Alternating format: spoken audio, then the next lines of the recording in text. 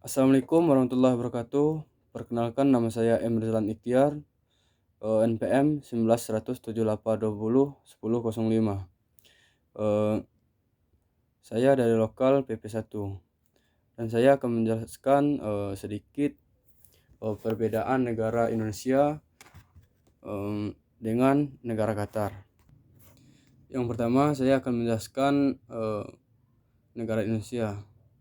Dari yang pertama sistem dan bentuk negara Indonesia ataupun sistem pemerintahan Indonesia. Bentuk negara yang dianut oleh Indonesia sejak proklamasi kemerdekaan rakyat Indonesia tanggal 17 Agustus 1945 adalah kesatuan. NKRI adalah negara yang berbentuk kesatuan dengan bentuk pemerintahan republik dengan nama negara Indonesia. Bentuk kesatuan tersebut merupakan harga mati yang tidak dapat diubah.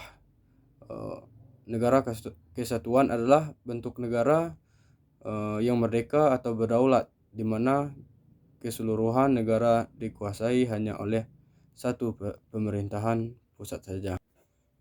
Baik, yang kedua, Kepulauan Indonesia yang termasuk dalam geografis Indonesia. Kepulauan Indonesia di antara Indonesia di antara benua Asia dan benua Australia serta di antara Samudra Hindia dan Samudra Pasifik. Dengan demikian, wilayah Indonesia berada pada posisi silang, mempunyai arti penting dalam kaitannya dengan iklim dan perekonomian. Dan yang ketiga yaitu sistem pemerintahan. Sistem pemerintahan Indonesia menganut sistem pemerintahan presidensial. Presiden adalah kepala negara dan sekaligus kepala pemerintahan. Kekuasaan dalam suatu negara menurut Montesquieu diklarifikasikan menjadi tiga, yaitu kekuasaan eksekutif yang berarti kekuasaan menjalankan undang-undang atau kekuasaan menjalankan pemerintahan. Kekuasaan legislatif yang berarti kekuasaan membentuk undang-undang, dan kekuasaan yudikatif yang berarti kekuasaan mengendali terhadap pelanggaran atas undang-undang. Dan yang selanjutnya yaitu politik Indonesia. Politik Indonesia adalah merupakan kedaulatan rakyat dalam pemilihan parlemen dan presiden setiap 5 tahun.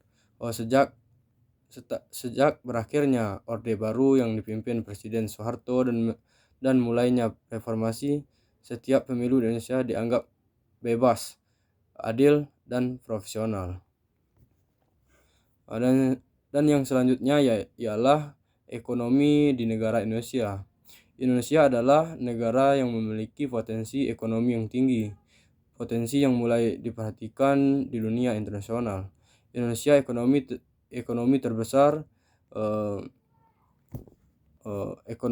terbesar di Asia Tenggara, memiliki sejumlah karakteristik yang menempatkan negara ini dalam posisi yang bagus atau mengalami perkembangan ekonomi yang pesat.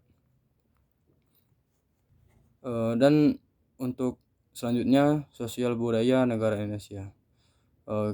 Keragamaan suku bangsa masyarakat Indonesia terdiri dari berbagai suku bangsa, misalnya ada yang merupakan keturunan suku Betawi, suku Melayu, suku Sasak, dan berbagai suku lainnya. Keragaman bahasa. Di Indonesia ada berbagai bahasa daerah, contohnya seperti bahasa Batak, Sunda, Alor, dan contoh satu lagi Kerinci. Dan Kerinci itu banyak lagi bahasa. Dan selanjutnya keragaman rumah adat, pakalan tradisional. Baik, dan selanjutnya saya akan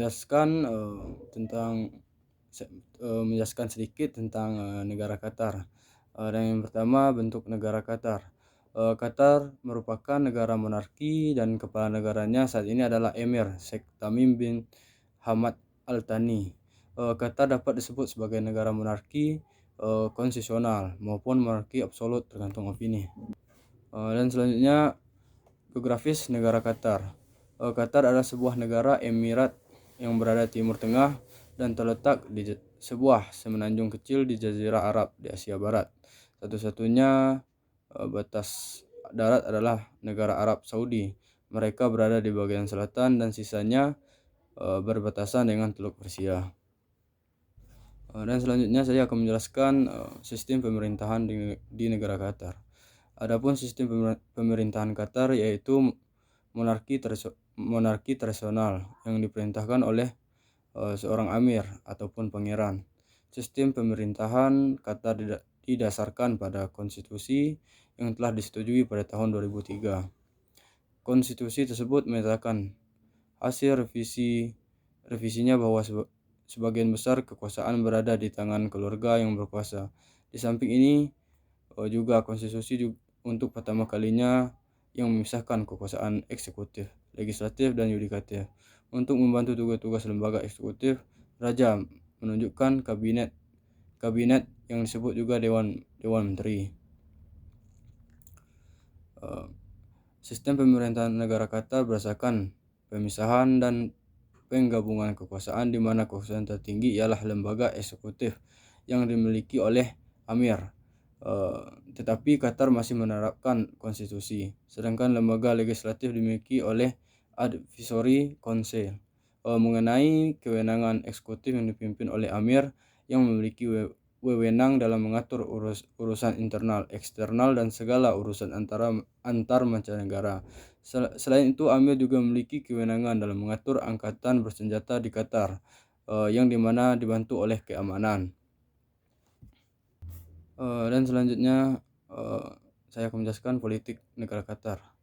Politik negara Qatar menggunakan sistem kerajaan mutlak atau kerajaan konstitusional dengan Amir yang berperan sebagai kepala negara dan kepala pemerintahan. Sejak referendum 2003, Qatar menjadi negara kerajaan konstitusional. Hukum syariat Islam menjadi dasar legislasi Qatar sesuai dengan konstitusi Qatar. Dan selanjutnya ekonomi di negara Qatar. Awalnya ekonomi Qatar difokuskan pada perikanan dan mutiara.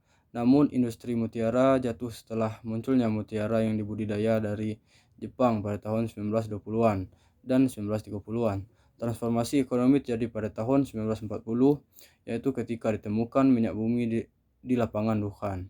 Sekarang pemasukan utama Qatar adalah dari ekspor minyak dan gas bumi. Simpanan minyak negara ini diperkirakan sebesar 15 miliar barel. Dengan tidak adanya pajak penghasilan, Qatar bersama Bahrain adalah salah satu negara dengan tingkat pajak terendah di dunia. Tingkat pengangguran bulan Juni 2013 adalah 0,1%. Hukum korporat mewajibkan perusahaan Qatar memegang minimum 51% saham perusahaan di negara ini. Dan selanjutnya saya akan menjelaskan sistem budaya Qatar. Budaya Qatar sangat dipengaruhi oleh budaya Baduy tradisional dengan pengaruh yang kurang akut yang berasal dari India, Afrika Timur, dan tempat-tempat lain di Teluk Persia. Kondisi iklim semenanjung yang keras memaksa penduduknya untuk beralih ke laut untuk mencari nafkah. Dengan demikian ada penekanan berbeda yang tepatnya pada laut dalam lokal. Tema sastra dan cerita rakyat sering menyukai kegiatan berbasis laut. Dan bahasa resmi yang digunakan di negara Qatar adalah bahasa Arab. Namun karena lebih dari penduduk Qatar adalah ekspatriat dan migran, bahasa Inggris juga umum digunakan di tempat-tempat umum, terutama di toko-toko dan restoran. Dan terakhir, agama resmi yang dianut di negara Qatar adalah agama Islam. Terima kasih. Itulah presentasi hasil pengamatan dan perbedaan yang telah saya jelaskan, dan saya tutup dengan wabillahi taufik hidayah. Wassalamualaikum warahmatullahi wabarakatuh.